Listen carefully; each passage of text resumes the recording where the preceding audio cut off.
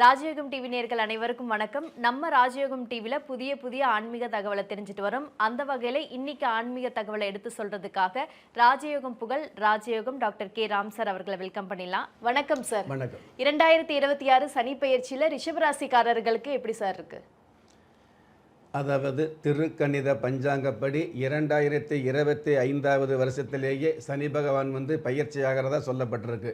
அதுவே வாக்கிய பஞ்சாங்கப்படி எடுத்துக்கிட்டோம் அப்படின்னா 2026 மார்ச் மாதம் 6ஆம் தேதி தான் கும்ப ராசியில் இருக்கக்கூடிய சனி பகவான் மீன ராசிக்கு பயிற்சியாகிறதா சொல்லப்பட்டிருக்கு.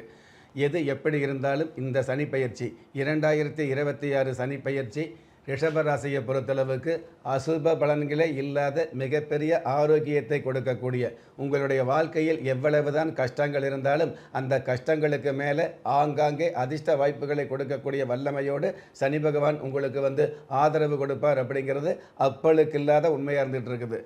ரிஷபராசியை பொறுத்தளவுக்கு இந்த சனி பயிற்சி உங்களுடைய ஜென்ம ராசிக்கு உபஜெய லாபஸ்தானத்தில் பயிற்சி ஆகிறதுனால அடுத்தவங்க உதவி இல்லாமல், அடுத்தவங்களுடைய தயவு இல்லாமல் இந்த உலகத்தில் பவனி வரக்கூடிய பாக்கியங்களை நிச்சயமாக கொடுக்கும். கடந்த காலங்களில் எவ்வளவு தான் கஷ்டங்களுக்கு மேலே நஷ்டம் இருந்தால் கூட அந்த நஷ்டங்களை ஈடுகட்டக்கூடிய அளவுக்கு அதிர்ஷ்ட வாய்ப்புகளை அள்ளி கொடுக்கக்கூடிய அமைப்பு இருந்துக்கிட்டு இருக்கும். பொதுவாகவே இந்த சனி பகவான் அதாவது பயிற்சியாகக்கூடிய காலங்களில் குரு பகவானுடைய வீட்டில் இருக்கிறதுனால, அந்த குரு பகவான் தன காரகராக இருக்கிறதுனால, அந்த குரு பகவான் உங்களுடைய ரிஷபராசிக்கு அதிபதி சுக்கிர பகவானுக்கு அசுர குருவாக, குரு பகவான் தேவகுருவாக இருக்கிறதுனால அசுரகுரு தேவகுரு சம்பந்தப்படக்கூடிய இந்த காலங்களில் அதிர்ஷ்ட வாய்ப்புகள் அப்படிங்கிறது அதிகமாக கொடுத்துக்கிட்டு இருக்கோம் அப்படிங்கிறது உண்மை. சனி கொடுத்தால் எவர் தடுப்பார் அப்படிங்கிற பழமொழி உண்மையாலுமே உங்களுடைய வாழ்க்கையில் பலிதமாகக்கூடிய காலமாக இந்த சனி பயிற்சியில் அமையப் போகுது. சந்தோஷ தாண்டவமாடக்கூடிய, சங்கோஷம் இல்லாத சரளமாக பண வரவுகள் கிடைக்கக்கூடிய, சத்தியமான நிச்சயமான சந்தோஷமான வாழ்க்கையை வாழக்கூடிய தகுதியை மிகுதியாக கொடுக்கக்கூடிய அமைப்பு நிச்சயமாக இருந்துகிட்டு இருக்கும். அதாவது சனி பயிற்சி அப்படிங்கிறது ஒரு சில ராசிகளுக்கு உலக அனுபவங்களை கொடுத்துக்கிட்டு இருந்தால் கூட ஒரு சில ராசிகளுக்கு உண்மையான நன்மைகளை கொடுத்தே ஆக வேண்டிய நிர்பந்தம் அந்த சனி பகவானுக்கும் இருக்குது அப்படிங்கிறது மறக்க முடியாது. அந்த வகையில் எந்த ராசியாக இருந்தாலும் அந்த ராசிக்கு சனி பகவான் 11ஆம் இடம் என்று சொல்லக்கூடிய லாபஸ்தானத்துக்கு வரும் பொழுது ஏக லாபங்களை கொடுக்கக்கூடிய, யதார்த்தமான வாழ்வியலை கொடுக்கக்கூடிய, சொந்த பந்தங்களுக்கு முன்னாடி சொத்து பத்துக்கள் சேரக்கூடிய, சொல்லிக்கிற மாதிரியான வாழ்க்கையை வாழ்ந்து காட்டக்கூடிய, உங்களுடைய வாழ்க்கையில் மறக்க முடியாத அல்லது மறுக்க முடியாத மாற்றங்களை சந்திக்கக்கூடிய, கடந்த காலங்களில் இருக்கக்கூடிய ஏமாற்றங்கள் எல்லாம் விலகி யதார்த்தமான பண வரவுகளை அள்ளி கொடுக்கக்கூடிய அமைப்பாக இந்த சனி பயிற்சி ரிஷபராசிக்கு அமையுது. அதாவது சனி பகவான் எந்த ராசியாக இருந்தாலும் நான் முன்னாடியே சொன்ன மாதிரி 11ஆம் இடத்துக்கு வரும் பொழுது பண வரவுகளை அதிகமாக கொடுப்பார் அப்படிங்கிறது உண்மை. ஆனால் ரிஷபராசியை பொறுத்தளவுக்கு சனி பகவான் அதிகபட்ச பண வரவுகளை, அதாவது அல்ல குறையாத பண வரவுகளை நிச்சயமாக கொடுப்பார் அப்படிங்கிறது உண்மை. கிள்ளி கிடைக்கக்கூடிய யோகங்களை அள்ளி கொடுக்கக்கூடிய அற்புதத்தோடு சனி பகவானுடைய பயிற்சி ரிஷபராசிக்கு மகிழ்ச்சியாகவே இருந்துகிட்டு இருக்கும். எதனால்? பொதுவாகவே 11ஆம் இடத்துக்கு சனி பகவான் வந்தார் அப்படின்னா நல்லதுன்னு சொன்னோம் இல்லையா? அந்த 11ஆம் இடத்துக்கு சனி பகவான் வர்றார் அப்படிங்கிறத விட ரிஷபராசியை சேர்ந்தவர்களுக்கு சனி பகவான் ஒருவர் தான் மிகுந்த யோகக்காரராக இருந்துகிட்டு இருக்கிறாரு. அதாவது ஒருவர் ரிஷபராசி அல்லது ரிஷப லக்கணத்தில் பிறந்து அவருடைய வாழ்க்கையில் சனி திசை வாராமல் இருந்தால் அவருக்கு அவயோகம். அதுவே ஒருவர் ரிஷப ராசி ரிஷப லக்கணத்தில் பிறந்து அவருடைய வாழ்க்கையில் சனி திசை வந்துன்னு வைங்களே, அதாவது அவருடைய வாழ்க்கையில் 3 தலைமுறைக்கு அளிக்க முடியாத முன்னேற்றங்களை கொடுக்கக்கூடிய, சொத்து பத்துக்களை கொடுக்கக்கூடிய, சுகமான வாழ்க்கையை வாழக்கூடிய, இருக்கிற ஏரியாவில் இவருக்கு பெரிய மனுஷர் அப்படிங்கிற மரியாதை தகுதி கிடைக்கக்கூடிய, உள்ளூரில் இருக்கக்கூடிய பதவிகள் இவரை தேடி வரக்கூடிய, பதவியை தேடி நாம் போகிறோம் அப்படிங்கிறத விட உதவியே இல்லாமல் பதவி உங்களை தேடி வரக்கூடிய இந்த மாதிரியான நல்ல நல்ல விஷயங்களை மெல்ல மெல்ல கொடுக்கக்கூடிய அருகதை இந்த சனி பகவானுக்கு இருந்துகிட்டு இருக்குது. அப்படிப்பட்ட சனி பகவான் லாபஸ்தானத்தில் இருக்கிறதுனால பொதுவாகவே பண விஷயங்களில் அல்லது பட்டம் பதவி சம்பந்தப்பட்ட விஷயங்களில் அல்லது சமுதாயத்தில் தர்மகர்த்தா போன்ற தலைமை பதவிகளில் அல்லது கலக்கமான இந்த மனுஷ வாழ்க்கையில் கௌரவமான வாழ்க்கையில் இந்த மாதிரி அனைத்து விஷயங்களிலும் சதா நேரமும் கதாநாயகனாக உட்கார வைக்கக்கூடிய ஒரே அமைப்பு இந்த சனி பகவானுக்கு உண்டான சிறப்பாக இருந்துகிட்டு இருக்குது அப்படிங்கிறத மறுக்க முடியாது. Super sir. ரிஷபராசிக்காரர்களுக்கு பணமழை கொட்ட போகுது அப்படின்னு சொல்லியிருக்கீங்க சார். இருந்தாலும் கூட அவங்களுக்கு ஜாதக ரீதியாக பிரச்சனைகள் இருந்துச்சுன்னா பரிகாரங்கள் ஏதேனும் தேவைப்படுமா? நாம் ஒவ்வொரு நாளும் தினப்பலன் சொல்லும் பொழுது அல்லது மாத பலன் சொல்லும் பொழுது உங்களுடைய பலன் நல்லா இருக்குது, சொன்ன மாதிரியே நடந்தது, நேரில் பார்த்த மாதிரியே எங்கள் ராசிக்கு சொன்னீங்க அப்படின்னு பல பேர் பாராட்டுவாங்க. பல பேர் கமெண்ட்ஸ் போடுறீங்க.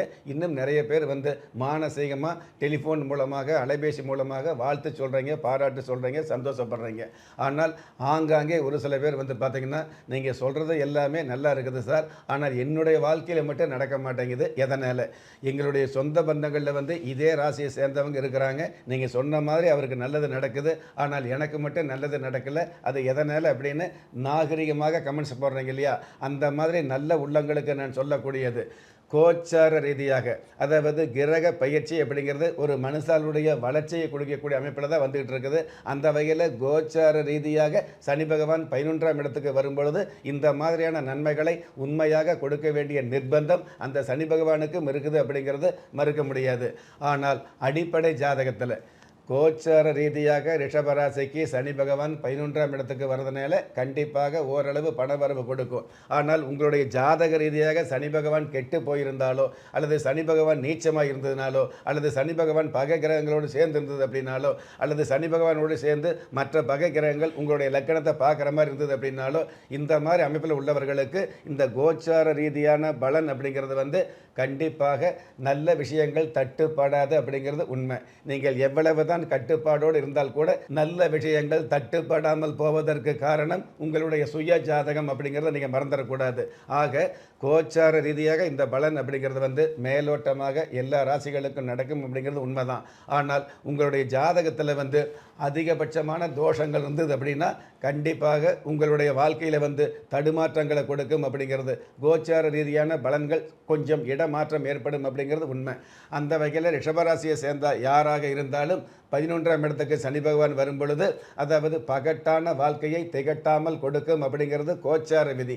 உங்களுடைய அடிப்படை ஜாதகத்தில் சனி பகவான் இப்போ பார்த்தீங்க அப்படின்னா 2026 மார்ச் மாதத்தில் ரிஷபராசிக்கு 11ஆம் இடத்துக்கு வர்றாரு, லாபச்சனியை வர்றாரு. அதனால் ஏக காலமும் உங்களுக்கு லாபங்கள் இருந்துகிட்டு இருக்கும் அப்படிங்கிறது கோச்சார விதி. ஆனால் உங்களுடைய பிறந்த ஜாதகத்தில் சனி பகவான் எந்த இடத்துல இருக்கிறாரோ அதுக்கு தகுந்த மாதிரி நஷ்டங்களும் கஷ்டங்களும் கொடுக்க வேண்டிய கட்டாயம் இதே சனி பகவானுக்கு இருக்குது அப்படிங்கிறத நீங்கள் மறந்துடக்கூடாது. அதனால் அதாவது கோச்சார ரீதியான பலன்களுக்கு மேலே உங்களுடைய சுய ஜாதக சம்பந்தப்பட்ட பலன்களை கேட்டுக்கிறது நல்லதாக இருந்துகிட்டு இருக்கும் அப்படிங்கிறது ஒன்று. இது எல்லாவற்றுக்கும் மேலே எது எப்படி இருந்தாலும் சனி பகவான் நமக்கு நல்லது செஞ்சால் நல்லது, ஒரு சமயம் நல்லது சொல்லி கூட நல்லது இருந்து கூட நமக்கு நல்லது நடக்கலை அப்படின்னு கவலை இருக்கும் இல்லையா? அந்த மாதிரி கவலைப்படுகிற நல்ல உள்ளங்கள் இந்த ரிஷபராசியை சேர்ந்தவங்க 2026 சனி பயிற்சிக்கு உண்டான பலன்கள் அப்படிங்கிறத விட சனி பயிற்சிக்கு உண்டான பரிகாரங்கள் அப்படிங்கிற விஷயத்தை எடுக்கும் பொழுது கண்டிப்பாக பெண்களை மதிக்கக்கூடிய தாயாக இருந்தாலும் தாரமாக இருந்தாலும் சகோதரியாக இருந்தாலும் உத்தியோகத்தில் இருக்கக்கூடிய அலுவலகத்தில் பெண்களாக இருந்தாலும் அவங்கள கண்டிப்பாக மனதார மதிக்கக்கூடிய ஒரு வழக்கத்தை ஏற்படுத்திக்கணும் அப்படிங்கிறது ஒன்று. அதே மாதிரி இந்த யோகங்களை எல்லாம் சனி பகவான் 11ஆம் இடத்திலிருந்து கொடுக்கக்கூடிய யோகங்களை சிந்தாமல் சிதறாமல் நீங்கள் கையாளணும் அப்படின்னு கேட்டிங்கன்னா அம்மி மிதித்து அருந்ததி பார்த்த திருமணத்தில் அடுத்த பொண்ணை பார்க்காம வாழக்கூடிய தகுதியையும் நீங்கள் மிகுதியாக ஏற்படுத்திக்கணுங்கிற விஷயத்தை ஒரு பரிகாரமாக வச்சுக்கலாம். இது எல்லாவற்றுக்கும் மேலாக பொதுவாகவே சனிக்கிழமை நாட்களில் வம்பு, அதாவது தேவையில்லாத வாதம் அல்லது வாக்குவாதம் சம்பந்தப்பட்ட விஷயங்களில் ஒதுங்கி நின்றுக்கிறது நல்லதாக இருந்துகிட்டு இருக்கும். இது எல்லாவற்றுக்கும் மேலாக ஆன்மீக சம்பந்தப்பட்ட விஷயங்களில் ரிஷபராசியை சேர்ந்தவங்க வெள்ளிக்கிழமை நாளில் ஸ்ரீ ரங்கர் வழிபாடு வச்சுக்கிறது சிறப்பாக இருந்துகிட்டு இருக்கும். சனி பயிற்சி அப்படிங்கிறது சனி பகவானுக்கு சனிக்கிழமை உகந்த நாளாக இருந்தால் கூட உங்களுக்கு தகுந்த பலன் கிடைக்கணும் அப்படின்னா ஸ்ரீரங்கர் வழிபாடு. ரிஷபராசியை சேர்ந்தவங்க வெள்ளிக்கிழமை நாளில் ஸ்ரீ ரங்கநாதர் வழிபாடு வச்சுக்கிட்டீங்க அப்படின்னா சிறப்பான வாழ்க்கை பொறுப்பான வாழ்க்கையாக அமையும். Super sir. பரிகாரம் என்ன அப்படின்னா ரிஷபராசிக்காரர்கள் பெருமாளை வழிபடணும் அப்படின்னு சொல்லியிருக்கீங்க சார். நிகழ்ச்சியில் கலந்துக்கிட்டதுக்கு நன்றி சார். நன்றி.